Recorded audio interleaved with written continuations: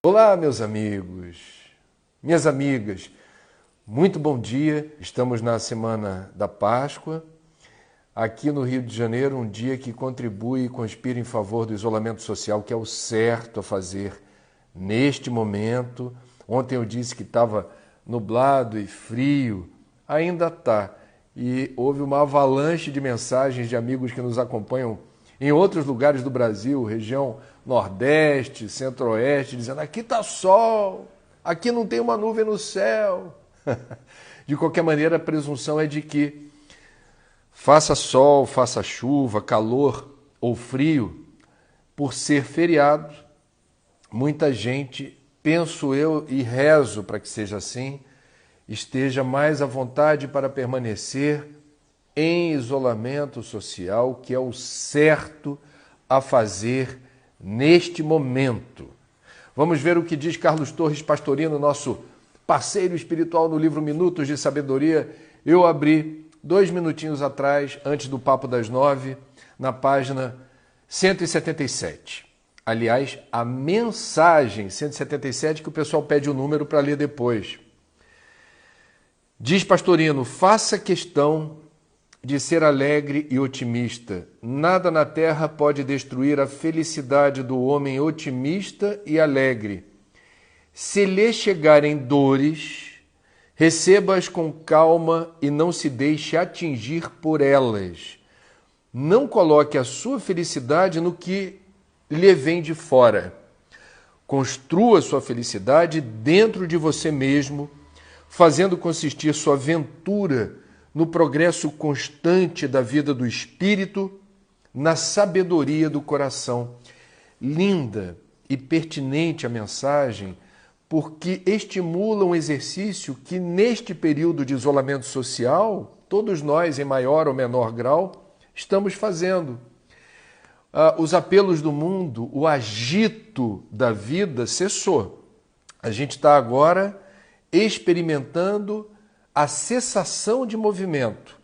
E Pastorino nos estimula, nos encoraja a perceber que a felicidade verdadeira ela não surge de fora para dentro.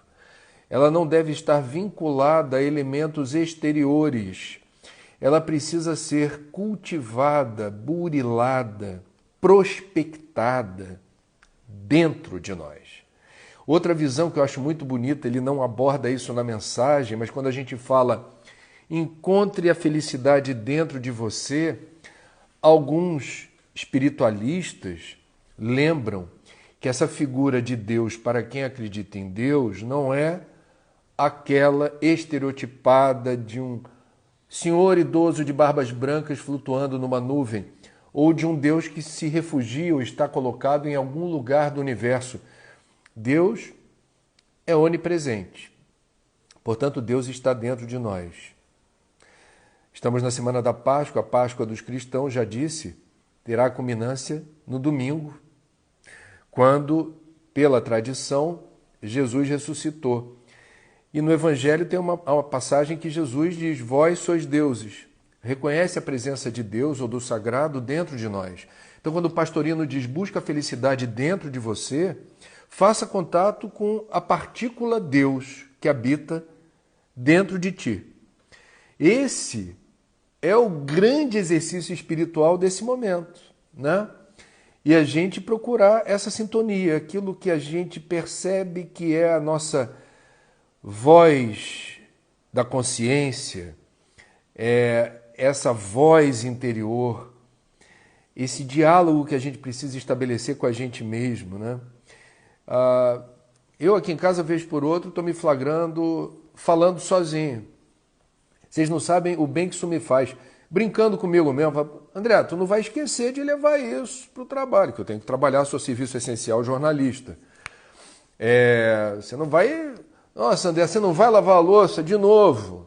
Eu fico falando comigo. É uma forma de eu fazer companhia para mim mesmo, é uma forma de eu me valorizar como meu parceiro, meu aliado, no momento em que nós estamos entendendo a razão da cessação do movimento. Então, não tenha receio de fazer muitas coisas diferentes, nesse período de isolamento social, em favor desse pleito que vem de dentro para fora. O que se pode aprender quando precisamos nos reinventar, nos reprogramar, resetar aquilo que era a programação na época do agito, reconfigurar o software e tentar tocar a vida numa outra direção, nos detalhes, nos detalhes. Recomendação de leitura. Eu fico muito feliz que tem muita gente prestando atenção assim. Que livro é esse? Fala de novo o título, eu nem sempre consigo acompanhar aqui. Rosilene está falando, oba, não sou só eu a falar sozinha. Tamo junto. Quem abraça a árvore aí? Ó, pode dizer que eu tô no grupo. O livro chama-se Saber Cuidar, Leonardo Boff, Ética do Humano, Compaixão pela Terra. Esse livro eu tive o prazer de ganhar do próprio professor Leonardo, que eu conheço, tenho como amigo, em junho de 1999, 21 anos atrás. Esse livro, ele é particularmente especial para mim porque ele reúne ciência, filosofia e espiritualidade para explicar a ética do cuidado. Por que a gente precisa prestar atenção na ética do cuidado? Cuidar bem de si mesmo, cuidar bem dos outros à sua volta, cuidar bem da casa planetária. Leonardo foi um dos pioneiros dentro da igreja e do cristianismo a falar sobre a questão ambiental dentro do universo do sagrado. De cuidar da gente não é possível sem cuidar da natureza, sem cuidar do meio ambiente. E tem uma passagem curiosa de Leonardo Boff, que ele foi perseguido pelo Vaticano e se desvinculou da igreja por estar vinculado à teologia da libertação, que é uma visão mais politizada do exercício do sacerdócio. E ele foi chamado para se explicar no Vaticano. E quem o chamou, porque era um chamamento obrigatório, foi o então cardeal alemão Joseph Ratzinger, que veio a se tornar o Papa Bento XVI. Ratzinger estava à frente do Santo Ofício, que é a moderna forma de chamar Inquisição, né? Não existe mais a Inquisição na igreja, mas existe um departamento do Vaticano que lida com os assuntos que aludem à heresia, a quem tem uma voz dissonante daquilo que a igreja formalmente, institucionalmente considera ser o certo. Leonardo foi até o Vaticano para ter um tete-a-tete com o cardeal Ratzinger. E essa história é verídica porque quem me contou foi o próprio professor Leonardo Boff.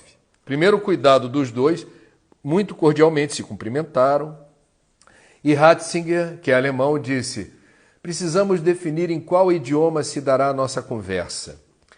Eu sei que você fala fluentemente alemão, Leonardo. Vamos conversar em alemão?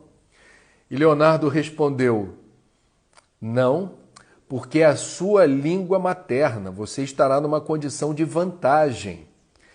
Temos que buscar outro idioma para nos entendermos aqui. E eles ficaram então discutindo, vai ser em inglês? Vai ser em francês?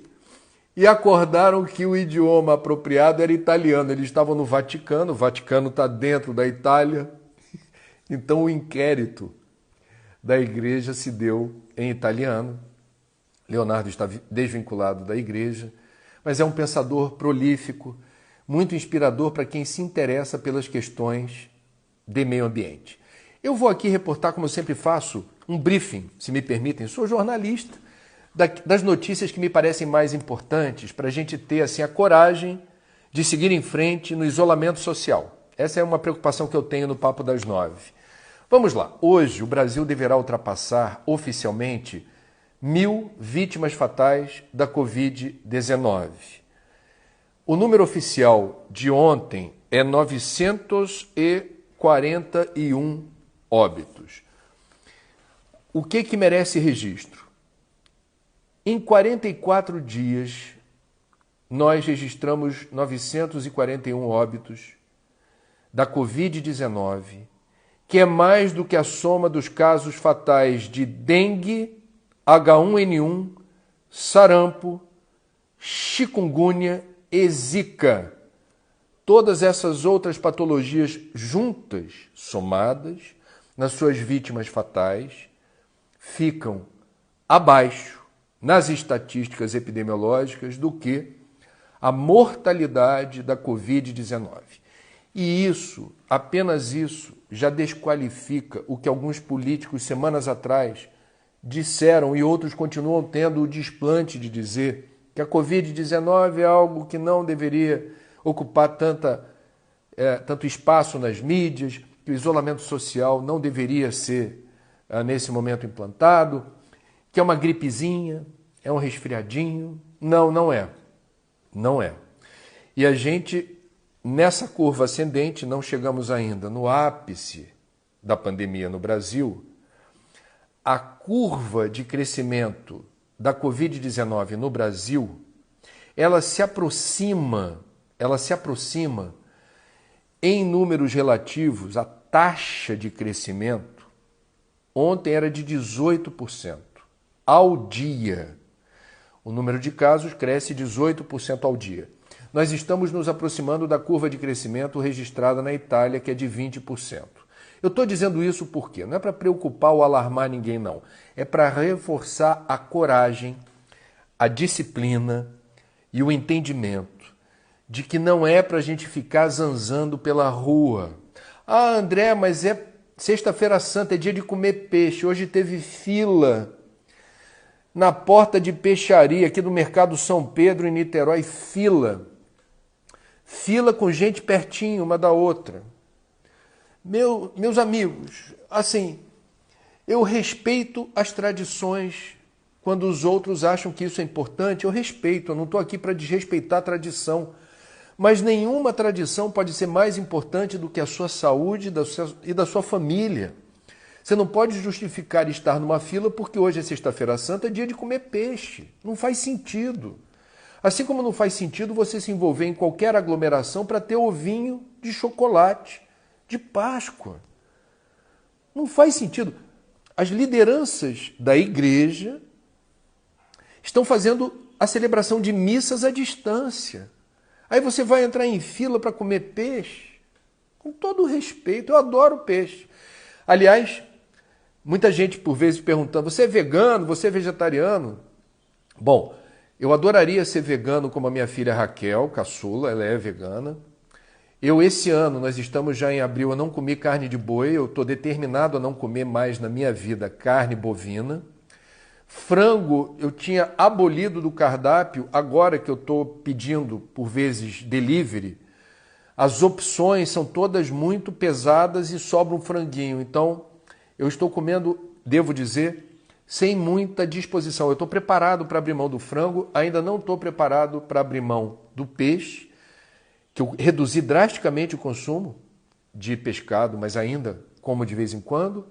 E frango, eu também não me sinto à vontade para comer frango, porque não confio muito na dosagem de hormônios, substâncias para fazer o franguinho crescer rápido, vacinas. Eu tento manter uma certa distância. Então, respeito quem é vegano, respeito quem é vegetariano.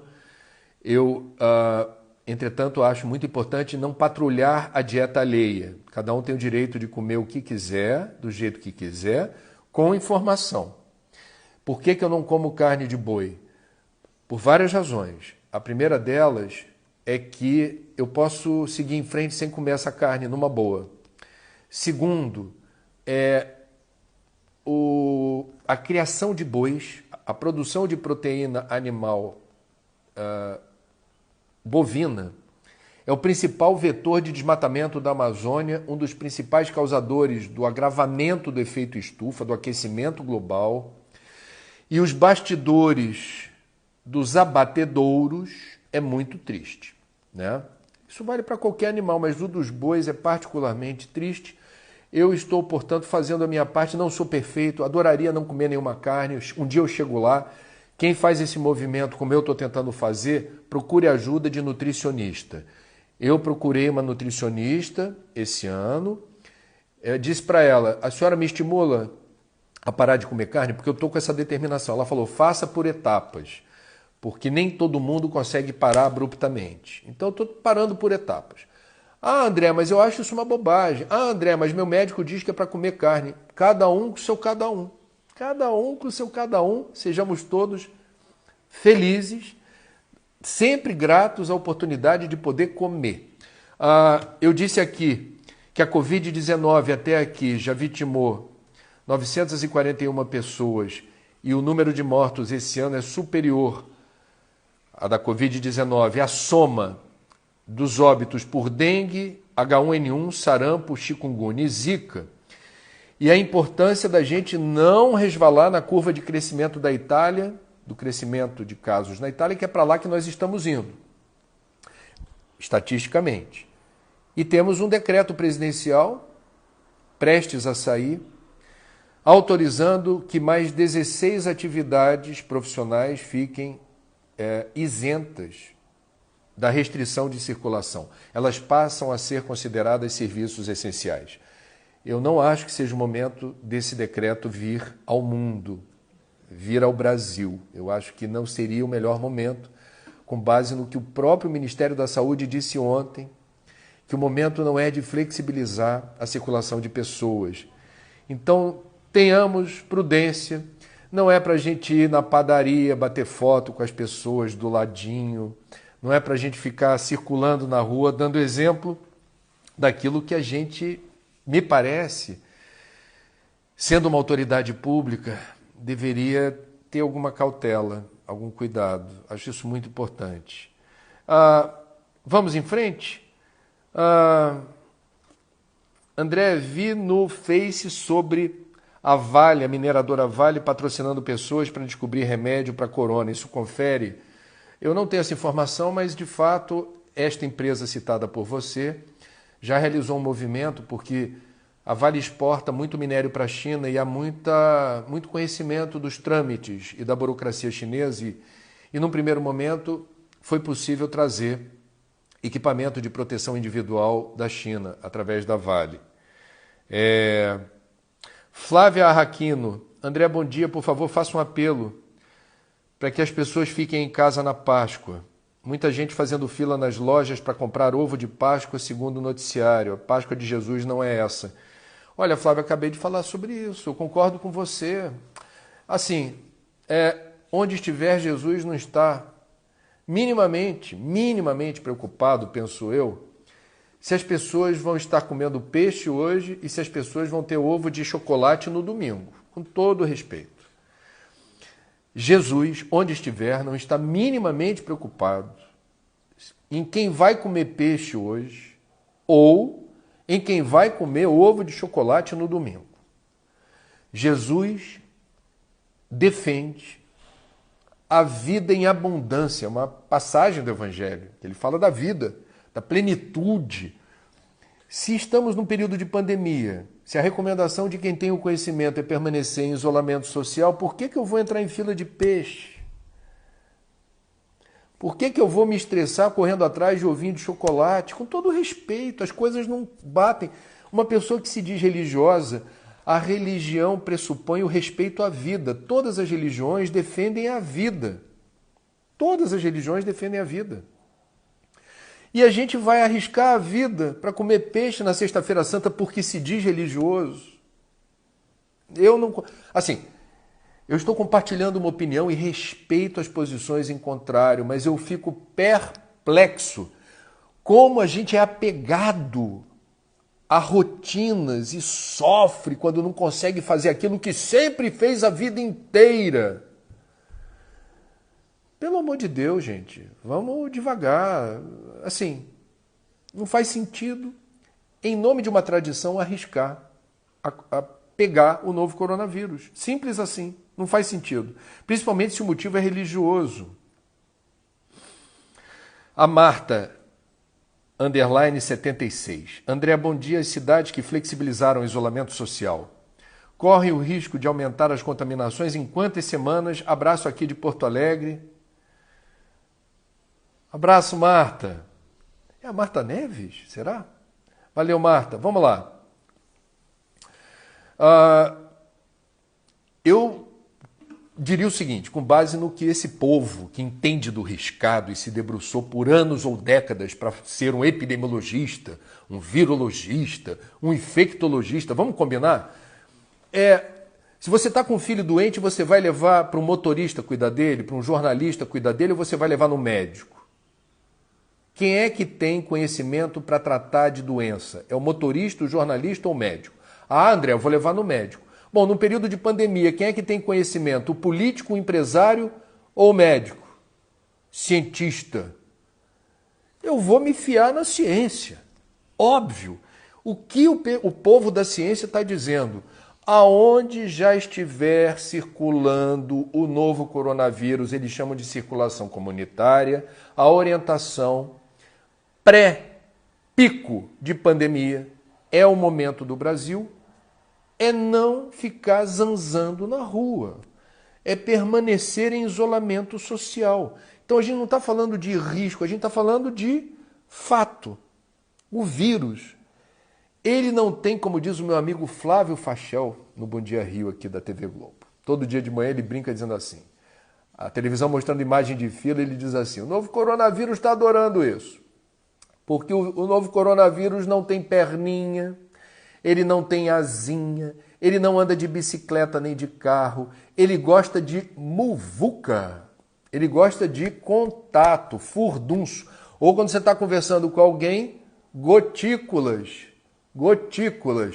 Ah, André, mas a gotícula não entrou na minha boca, nem no meu olho, nem no meu nariz. Ah, ela veio parar aqui? Ah, ela veio parar aqui. Aí o que você faz? Que nem eu aqui, que de vez em quando, né? Eu estou em casa, sozinho, com tudo lavadinho, higienizado. Você faz assim. Pronto.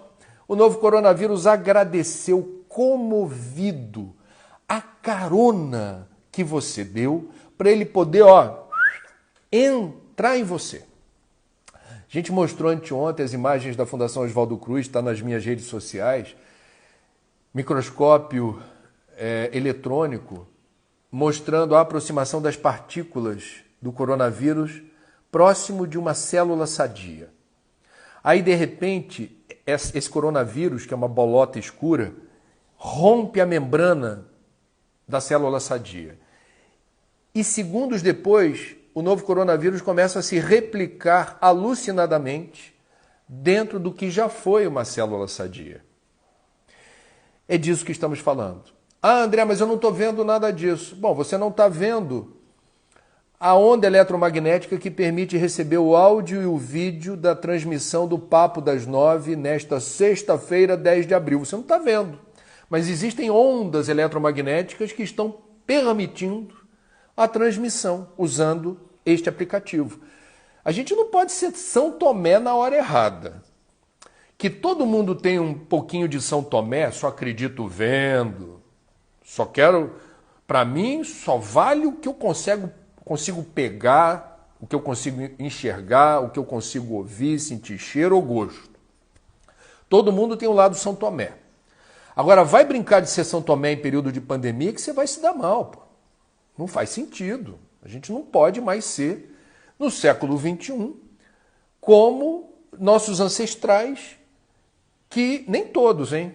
Nem todos. Existem vários sábios, filósofos, médicos da antiguidade que sem nenhum recurso tecnológico, nem se falava a palavra ciência, não havia metodologia científica, eles tinham ciência de que aquilo que não é visível nem tangível determina boa parte dos fenômenos do mundo e também na área da saúde.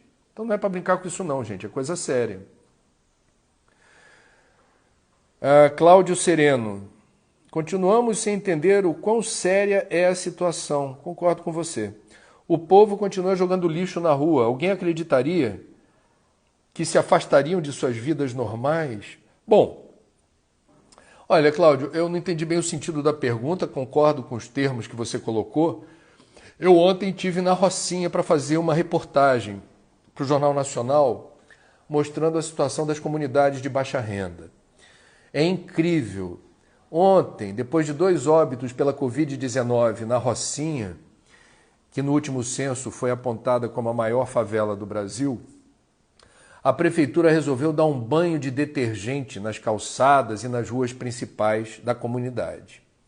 E aí, no texto que eu fiz para a reportagem, eu disse assim, olha, o banho de detergente não resolve a falta de investimentos históricos em saneamento básico na Rocinha, nem a vigilância para evitar a aglomeração urbana ali. Então a prefeitura chega com detergente, mas não chegou antes com o que devia.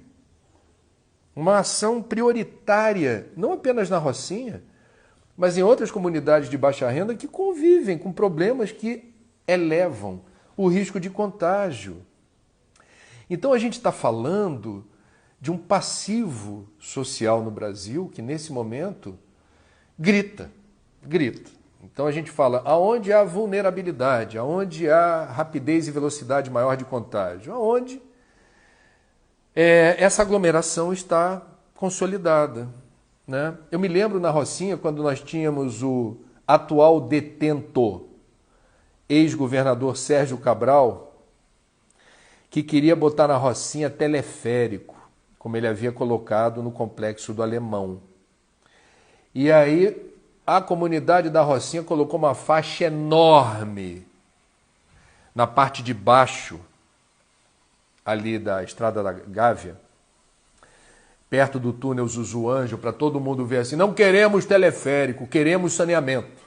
Foi linda a mensagem dos moradores da Rocinha. Parabéns, você da Rocinha que acompanha a gente aqui. A sabedoria, o conhecimento, a lucidez e eu diria, a forma bonita que vocês não deixaram passar a deixa de dizer, olha, quem quer construir teleférico está lá no gabinete, no Palácio Guanabara, em Laranjeiras, é até perto daqui, Palácio Guanabara. Está lá decidindo o que a gente vai ter por aqui. Aqui, se vier perguntar para a gente, a resposta é não queremos teleférico, nós queremos saneamento. Aí ontem deram um banho de detergente. O valão está lá. O valão está lá. A falta de saneamento está lá. Muita gente sem água lá. É complicado, mas tem saída. Após a pandemia, penso eu, teremos melhores condições de cobrar aquilo que nunca deixou de ser prioridade, mas sempre estava invisível no radar dos políticos, dos tomadores de decisão. Teleférico dá muita curtida, muitas likes. Saneamento ninguém vê porque está debaixo da terra. Pois é. Lídia Nogueira. André, as lives de cantores no YouTube estão estimulando reuniões em casa. Mas nas últimas 2 noites, meus vizinhos realizaram festas até as 3 da manhã. Que isso? Se reunindo como se nada estivesse acontecendo. Que coisa horrorosa. Eu não tenho o que dizer. Eu lamento. Bom, eu penso, vamos dar uma resposta aqui. Em primeiro lugar, vamos agir com correção, com ética. Não é partir para xingamento, baixaria, não. A gente acha que a melhor forma de resolver problema é com educação. Eu penso que o síndico do condomínio precisa ser provocado, instigado a se manifestar. No condomínio onde eu moro, várias precauções em relação a asseio, higiene e restrições. Até no sentido de usar o elevador. Só pode subir uma pessoa de cada vez e só se permite mais de uma pessoa se forem moradores de um mesmo imóvel. Estou dando um exemplo de onde eu moro. Não é para ter festança, não é para ter até as 3 da manhã. Mesmo em períodos que não são de pandemia, você tem uma festa de arromba até as 3 da manhã, afronta direitos. Quer dar festa, quer com música, avisa a vizinhança, olha, hoje é meu aniversário, vai ter música. E isso em períodos que não são de pandemia. Agora é para comemorar, bolinho, você e quem estiver perto, se tiver alguém perto, não é para ter convidado, se quiser dar uma festa numa plataforma dessas aí que bota um monte de quadradinho, todo mundo junto, batendo palminha, funciona. A aglomeração não. E o síndico do prédio é autoridade instituída pelo estatuto do condomínio. Ele tem autoridade para dizer não vai ter festa até as 3 da manhã, não vai ter aglomeração no prédio não. Não é hora de ter porque expõe os moradores do prédio. Vem a muvuca de fora do prédio, entra pela portaria, pega na maçaneta, empurra a porta, aperta o elevador. Está espalhando o novo coronavírus? É possível. E o síndico, o que tem a dizer? Mariana Yasmin Stein. André, bom dia. Gostaria da sua opinião sobre os testes, as estatísticas. São números reais? As pessoas estão tranquilas, pois acham que o número de mortos é pequeno. O presidente saindo. Ela fala da ida ao presidente na padaria ontem em Brasília. O presidente entrou na padaria, funcionários que estavam com máscara tiraram a máscara para parecer bonito na foto, pertinho, coladinho com o presidente. Gente, sem comentário. Bom, não é achismo. Mais uma vez, vamos recorrer à OMS, ao ministro da Saúde, seus técnicos. O que eles dizem? Subnotificação. Subnotificação. O que significa isso? Não há correspondência com números reais. 941 óbitos oficialmente até agora no Brasil, pela Covid-19. Não é achismo, o número é maior. Maior por quê? Porque o Brasil é o país do mundo que menos realiza testagem. Nós não estamos encontrando no mercado, é o que diz o Ministério da Saúde, os kits de teste.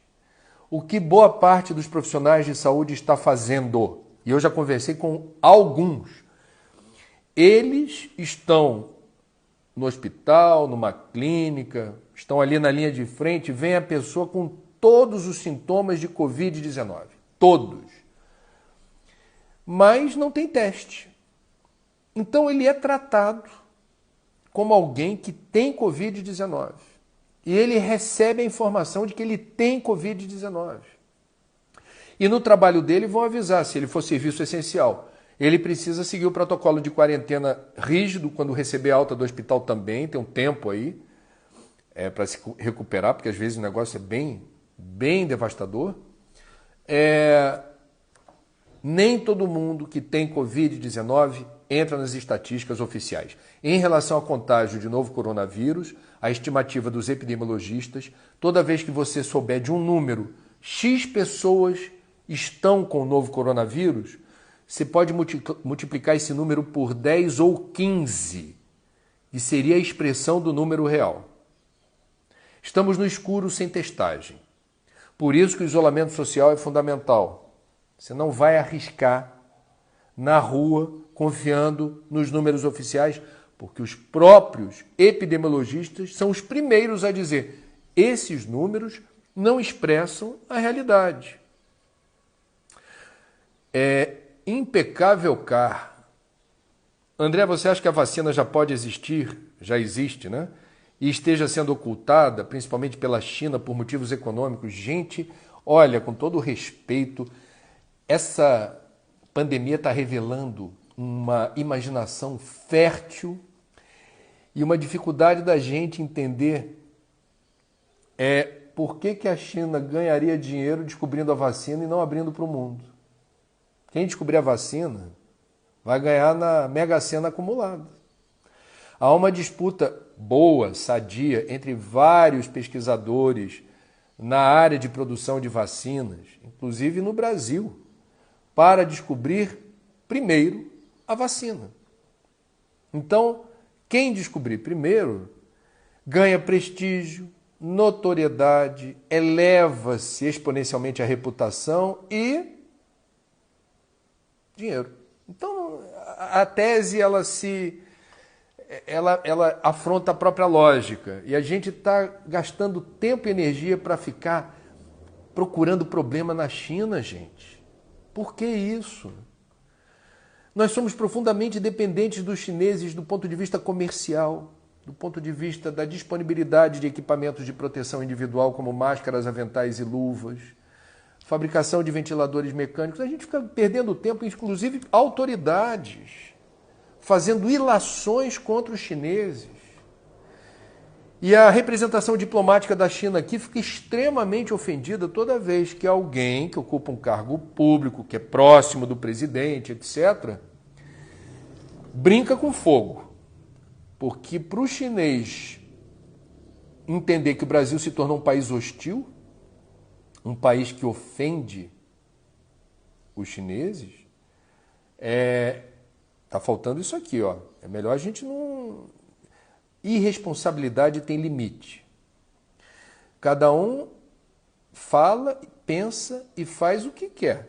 Agora, quando você ocupa um cargo público e uma declaração sua nas redes sociais reverbera internacionalmente e ameaça a segurança, a saúde, a necessidade que o Brasil tem de ter ajuda da China, sinceramente, eu acho que o Congresso deveria votar uma lei, quando baixar a poeira, de punição exemplar para qualquer membro de governo, qualquer parlamentar, qualquer cidadão que ocupe um cargo público e numa postagem numa rede social ameace os interesses do Brasil. A Daiva Barros. André, você acha que essa situação irá até quando? Não sei. Agora, o fato da gente não saber não deve ser nutriente para angústia, para ansiedade, para o nervosismo. A gente tem falado muito aqui no Papo das 9, gente. Cada dia a sua tarefa. Hoje é sexta-feira. Nossa, sexta-feira, 9h36 da manhã. Tem um dia pela frente. O que eu vou fazer? Quais são as tarefas que eu vou me impor aqui para ocupar produtivamente a mente e o coração? É um momento de aprender um novo idioma, ler um novo livro ou reler aquele que eu gostei muito, se divertir acessando concertos ao vivo que estão gravados na internet ou concertos em estúdio, ouvir que músicas, fazer contato com quais pessoas. Quem está precisando de ajuda agora é o momento de eu reservar parte do meu tempo e energia. Com uma ligação eu vou fazer algo tão legal com pessoas que estão tristes, deprimidas, estão sozinhas, estão para baixo, estão angustiadas. Uma ligação dilui um estado de espírito mórbido. Uma faísca de luz espanca a imensidão das trevas. Seja luz, seja hospedeiro, seja um canal dessa força superior que precisa, por vezes, da gente disponível, da gente, eu diria, desidratado de ego exacerbado, desidratado de orgulho exacerbado, e que a gente faça esse trabalho em relação aos outros de exercício amoroso, de doar o que você tem de melhor. Se a gente conseguir fazer 10% disso que eu falei, a gente muda a vibração da galáxia. Não é pouca coisa, não. A T_Valosky. Pode ser considerado suicídio indireto o não seguimento do isolamento social? Essa é uma expressão espírita. Suicídio indireto não é o ato deliberado do autoextermínio, mas é tudo aquilo que você faça que ameace, eleve-se exponencialmente o risco, né? Vou dar um exemplo, eu diria, simples. Um esquiador, ele vai para os Alpes em algum país no período do inverno e ele quer descer a montanha esquiando, ele é um excelente esquiador, ele juntou todas as economias para estar ali fazendo aquilo. Mas há alerta de avalanche. Alerta de avalanche. E aí o esquiador tem que fazer uma escolha. Alerta de avalanche não significa que a avalanche vai acontecer. Mas a probabilidade existe e não é pequena. Eu vou me aventurar nos Alpes para esquiar recebendo o alerta de avalanche, ou eu vou pagar para ver? Cada caso é um caso, não dá para generalizar, mas se você me pergunta, André, é suicídio indireto? Eu vou dizer, pode ser. Porque quando a gente malbarata o risco nesse nível, a gente se expõe desnecessariamente. É um ato de desrespeito pela vida. Então a gente não deveria pagar para ver. Quem está pagando para ver está se arrependendo enormemente, porque os relatos que a gente ouve de pessoas que manifestam, eu nem vou dizer os sintomas mais graves, mas o susto que você fica quando está com a respiração ruim, febre e tosse. E aí? O que vem à tua cabeça? Para muita gente, o que vem é o pior. Vocês não ouviram o relato do Dr. Davi Uípe, que coordena os trabalhos de enfrentamento da pandemia no estado de São Paulo? Ele contraiu o novo coronavírus e a Covid-19. O que ele disse na coletiva depois do tratamento? Quando pôde voltar ao trabalho, ele disse: eu que sou médico experiente, conheço esse universo. Eu passei os piores momentos da minha vida. E o pior momento era dormir à noite sem saber se eu estaria vivo na manhã seguinte. Dr. Davi Uípe, não é para brincar com novo coronavírus. Não é para a gente se expor desnecessariamente na rua. Se precisa ir no supermercado, se precisa ir na farmácia, máscara cobrindo nariz e boca, dupla face, pode ser de pano. Não se aproxime das pessoas, 1,5 metro, 2 metros. Se o supermercado ou a farmácia estiverem com muita gente, não entre. Proteja-se. Faça aquilo ao seu alcance, porque ninguém chegou nessa altura da vida para desprezar a existência de forma tão vil, torpe, gratuita. Não faz sentido. André, você tem... Cris Marques, 19. Você tem conhecimento do trabalho dos coveiros, cuidado e proteção? Abraços, de Sampa. Olha, Cris, você está em São Paulo, você está vendo o protocolo correto que está sendo adotado em alguns cemitérios. O maior cemitério de São Paulo está adotando que protocolo? Não importa qual seja o enterro, porque não temos testagem e muita gente que está voltando à pátria espiritual. Eu não vou chamar de morte, eu não acredito na morte, a gente está na semana da Páscoa. Eu sou cristão, Jesus ressuscitou e mostrou que não existe a morte. E os espíritas, em particular, têm uma coleção de histórias, de fenômenos que confirmam que a morte não existe. Mas a gente não sai daqui antes que tenha chegado a hora. Tudo tem o seu momento. Não é hora de ninguém partir até segunda ordem. E quem define é Deus. Então vamos lá. Em São Paulo, qual é o protocolo? Todos os coveiros usam equipamento. Me pareceu o equipamento adequado pelas imagens, porque eles estão com máscaras, né? Estão com máscara, estão com óculos, estão com luvas, estão com macacão, estão com bota, e não importa quem esteja sendo enterrado, todas as pessoas, eles estão partindo do pressuposto que podem estar com o novo coronavírus. Então, esse é o protocolo, EPI. Nunca se falou tanto em EPI, né, gente? Equipamento de proteção individual. Vários setores profissionais precisam disponibilizar EPI. O funcionário não pode estar sem EPI. Meu apelo às prefeituras, porque lixo é assunto de prefeito, em boa parte, para não dizer a maioria absoluta das cidades brasileiras onde ainda há coleta de lixo, os garis, os lixeiros, os coletores, em cada lugar se chama de um jeito, não tem EPI até hoje. E quando passar a pandemia, porque vai passar, é para ter EPI, porque os resíduos têm contaminantes. Então tem que ter proteção, esses funcionários precisam de proteção.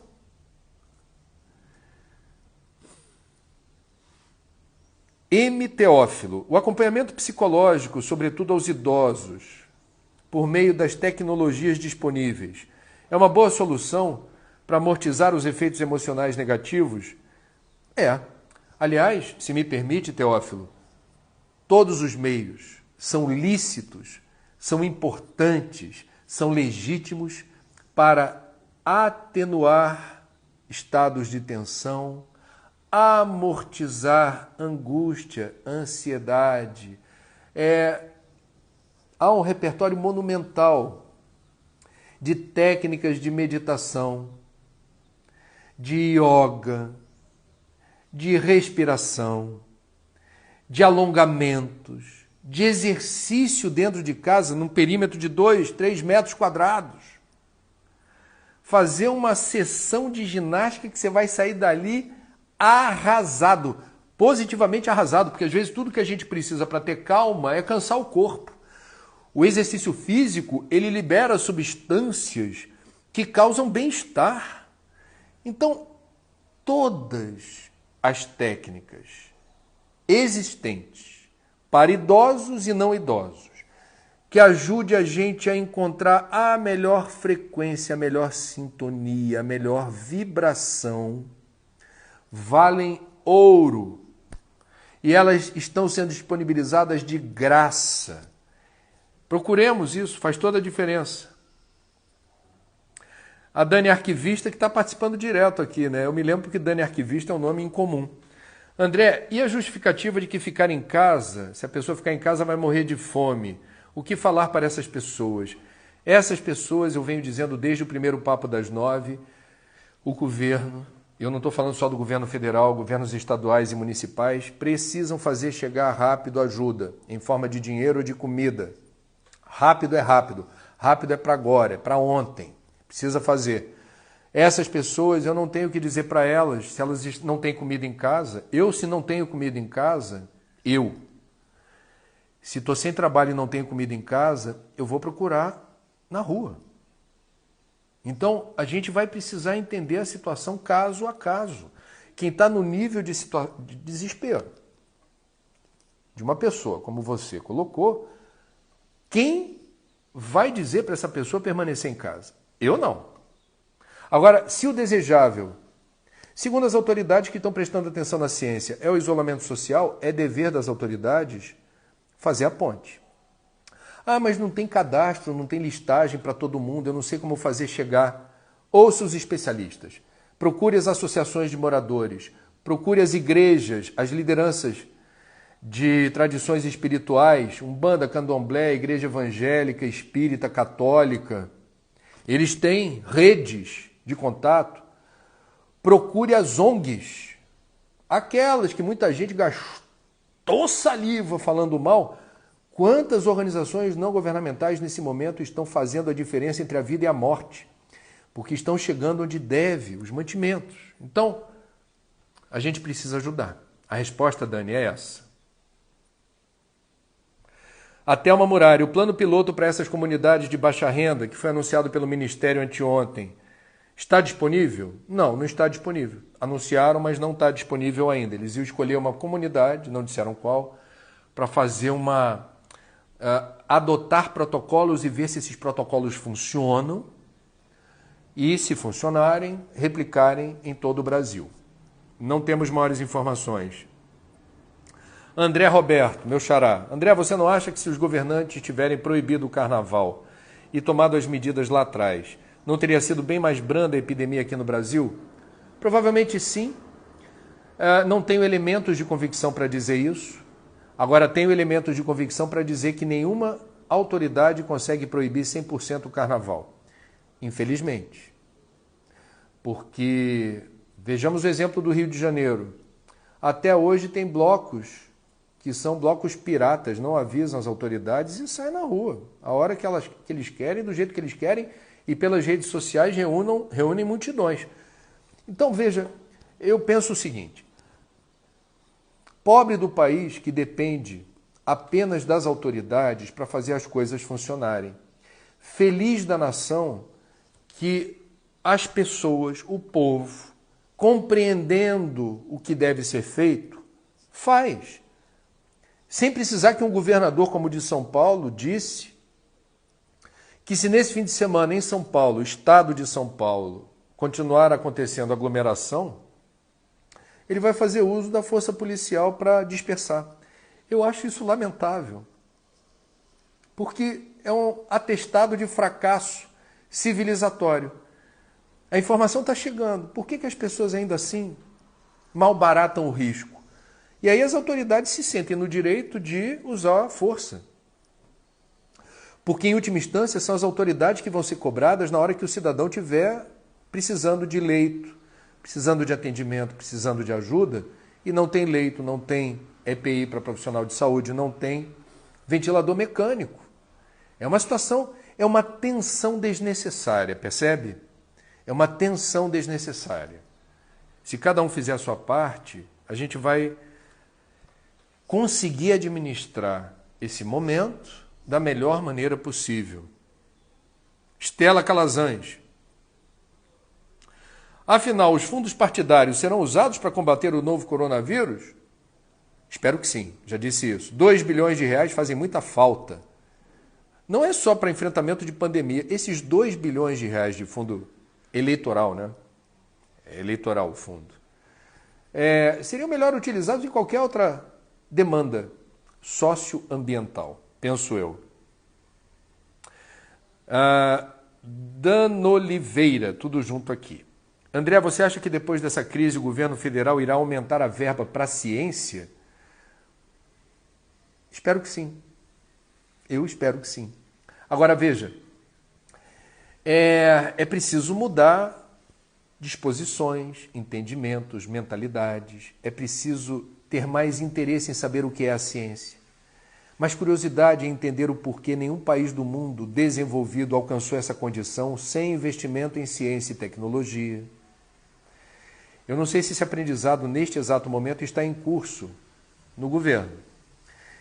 Penso que não, pois não houve até aqui nenhuma evidência de apreço pela ciência.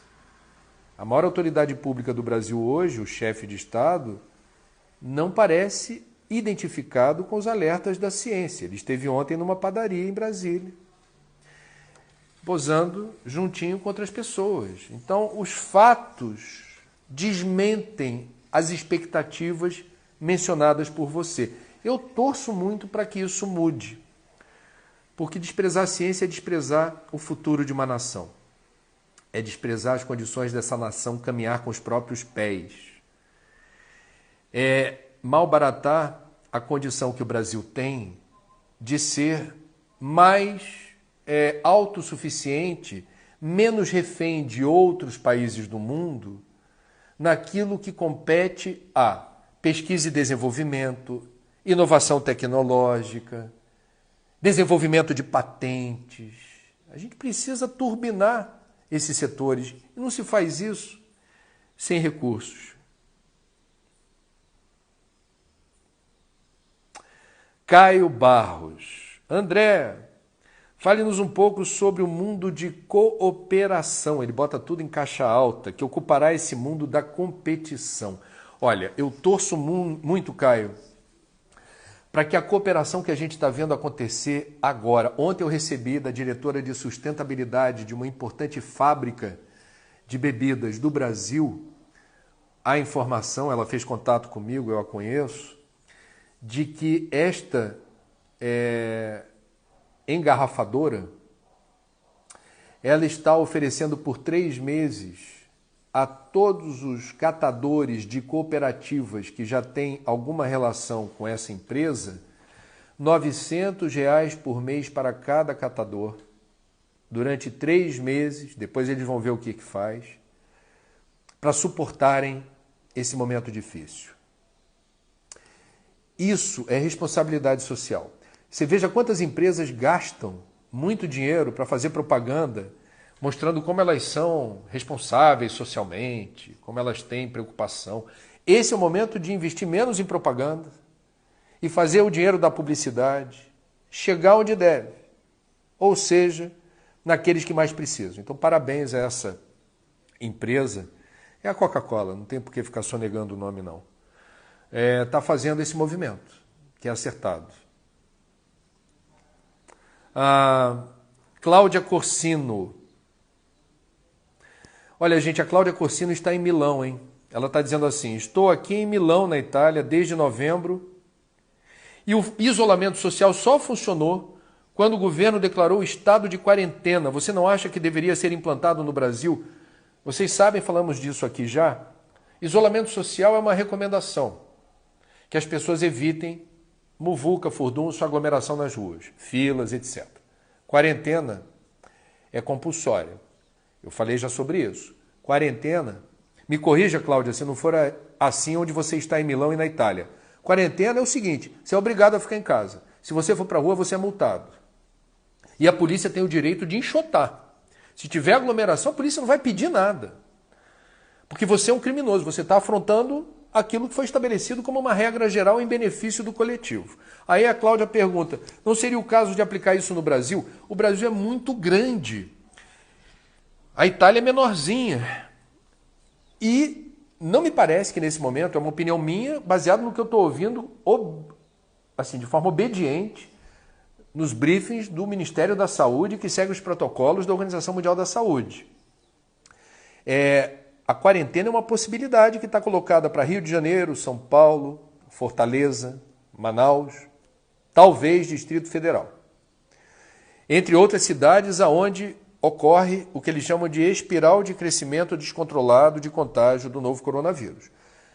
Aí você tem ciência, você está dizendo, eu tenho números, tenho estatísticas e tenho motivos para aplicar a quarentena, que é uma medida muito dura, muito dura. Em o Brasil inteiro, não. Eu não vejo, Cláudia, com base naquilo que eu ouvi até aqui dos especialistas, razão para aplicar a quarentena num país do tamanho do Brasil e com a população que o Brasil tem, tá? Realmente não. Maria das Graças Godinho, você pratica alguma meditação? Eu já fui um praticante de meditação transcendental, que é uma técnica muito simples, tem que fazer um cursinho, eu fiz. Você fica repetindo um mantra que é oferecido a você pelo professor, pelo mestre, e essa repetição do mantra distrai a mente até que você, pela prática, alcance um estágio de dormir acordado. Desacelera o batimento cardíaco, pressão arterial. Você tecnicamente está dormindo, mas você está lúcido. Esse é o objetivo da meditação transcendental. As pouquíssimas vezes que eu alcancei esse estado, pouquíssimas vezes, talvez 3 no máximo, porque exige uma disciplina. Para mim foi o nirvana. Eu falei, gente, eu estou me sentindo aqui como um yogi. Não é yoga, é meditação transcendental. Agora, atualmente eu tenho me sentido mais apto a fazer prece. A prece tem me ajudado muito. A prece com o coração. A prece que não se preocupa com palavras bonitas. A prece que abre o jogo, sabe? Você diz assim, olha, eu tenho limitações, imperfeições, eu tenho vários defeitos, mas eu estou aqui em gratidão, agradecendo tudo que a gente consegue, o pouco que a gente faz e que a gente gosta de fazer, porque a gente se sente útil. Para mim, a maior importância, a maior realização que uma pessoa pode ter na vida é ela se sentir útil. Esse é o meu objetivo na vida. Eu quero me sentir útil. Então, agradecer, louvar e pedir. A prece me conforta, a prece me ampara, a prece me sustenta, ela me ajuda muito. E muita gente que eu conheço está rezando mais. E muita gente que não rezava está arriscando. Eu acho um barato isso. Faça do seu jeito na hora que lhe aprouver, mas faça alguma coisa em favor do seu equilíbrio, da sua serenidade, da sua lucidez, da sua calma, de si mesmo, para você poder ser alguém que seja útil para outras pessoas. Está chegando ao fim o Papo das 9. Até amanhã. Sábado, 9 da manhã, estarei aqui, se Deus quiser. Tenha uma sexta-feira gloriosa, luminosa. Façam a diferença para que esse dia seja o melhor dia do isolamento social até hoje. Que tal? Lancei o desafio. Vamos fazer da sexta-feira o melhor dia desde o início do isolamento? Amanhã vocês me contam como foi. Fiquem com Deus, tudo de bom. Tchau.